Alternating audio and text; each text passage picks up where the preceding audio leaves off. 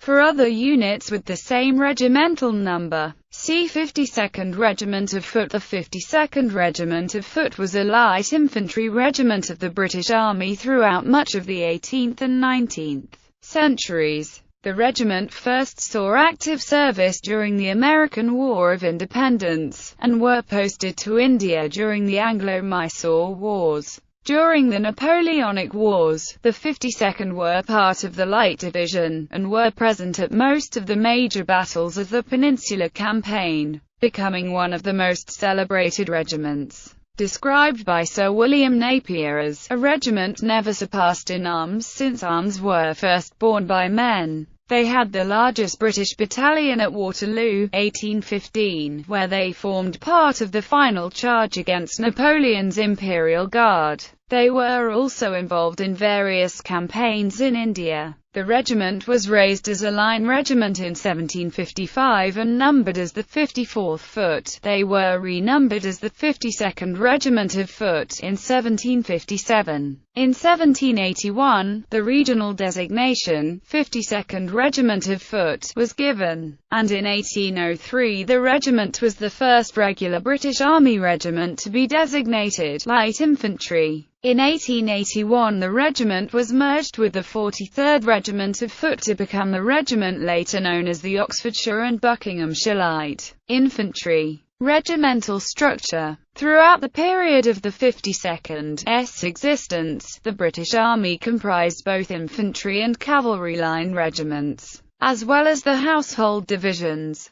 The regiments of the line were numbered and, from 1781, were given territorial designations, Oxfordshire, in the 52nd's case, which roughly represented the area from which troops were drawn. This was not rigid, and most English regiments had a significant proportion of Irish and Scots. Regiments comprised at least one battalion, often two, as the 52nd did intermittently, and occasionally more, commanded by a lieutenant colonel. An infantry battalion was composed of 10 companies, of which 8 were centre companies, and 2 flank companies, 1 a grenadier and 1 a specialist light company. Companies were commanded by captains, with lieutenants and ensigns beneath him, ideally. A battalion comprised 1,000 men. The 1st battalion of a regiment would frequently draw fit recruits from the 2nd battalion to maintain its strength. If also sent on active service, the 2nd battalion would consequently be weaker. In periods of long service, battalions were generally operating under strength. Seriously understrength battalions might be dissolved, or temporarily drafted into other regiments, as happened to the 52nd on several occasions.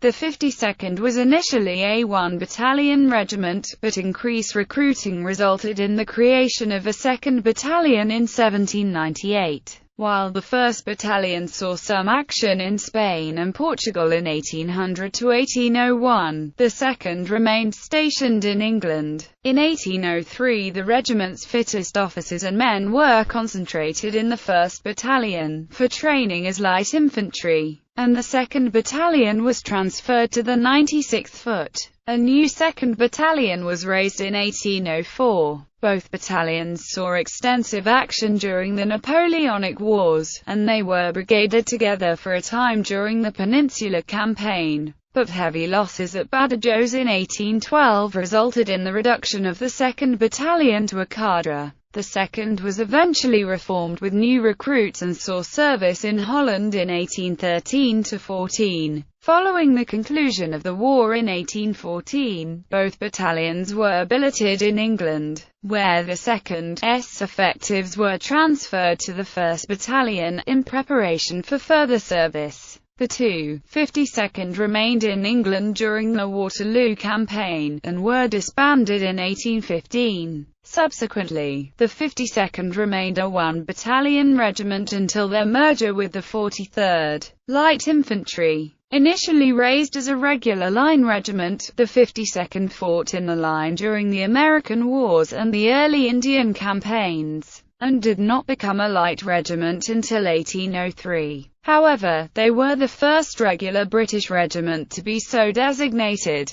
Prior to this, the British Army had relied on irregulars and mercenaries to provide most of its light infantry or, when conditions demanded it, temporarily seconded regular line companies. While regular regiments were required to include one company of light infantry from 1758, the training of such light troops was inconsistent and frequently inadequate. Consequently, when beginning a restructure of the British Army in the late 18th century, the Duke of York recognized a need for dedicated light troops, especially coming into a war against Napoleon and his experienced light infantry, the chasseurs. During the early war against the French, the British Army was bolstered by light infantry mercenaries from Germany and the Low Countries. But the British light infantry companies proved inadequate against the more effective French dérailleurs during the Flanders campaign, and in the Netherlands in 1799, and infantry reform became urgent. In 1801, the Experimental Corps of Riflemen was raised, and a decision was made to train some line regiments in light infantry techniques, so they might operate as both light and line infantry. Sir John Moore, a proponent of the light infantry model, suggested that his own regiment of line infantry, the 52nd, be first to undergo this training, at Shorncliffe Camp. They were followed shortly afterwards by the 43rd Foot, by whose side they would fight many campaigns as part of the Light Division. Several other line regiments were designated light infantry in 1808. Moore wrote of the 52nd in his diary that, "It is evident that not only the officers, but that each individual soldier, knows perfectly what he has to do. The discipline is carried on without severity. The officers are attached to the men and the men to the officers." This had much to do with the method of training. Unlike other regiments, light infantry officers drilled with the men and were expected to be familiar with drill routines, including weapons training. The ranks also received additional training, and were encouraged to develop initiative and self-direction. While skirmishing in the field, they would need to react without direct orders. While most regiments of the time fought in tight formation, allowing easy administration of orders, light infantry worked in small groups, in advance of the main line, so complicated bugle calls were developed to pass orders.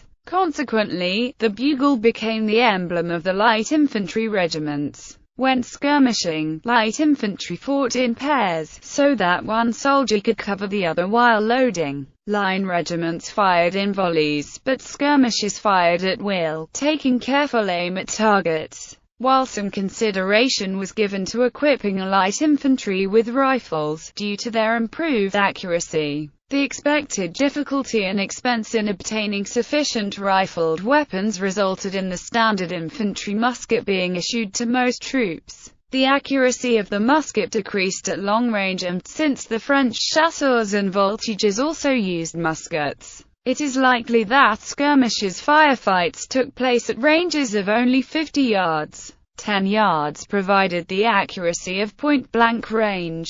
Although the French infantry frequently used multi-shot and grape shot in their muskets, the British light infantry used only standard ball ammunition. Light infantry were equipped more lightly than regular line regiments, and marched at 140 paces per minute. Tasks of the light infantry included advance and rearguard action, flanking protection for armies, and forward skirmishing. They were also called upon to take regular line formations during battles, or to act as part of fortification storming parties. During the Peninsular War, they were regarded as the Army's elite corps.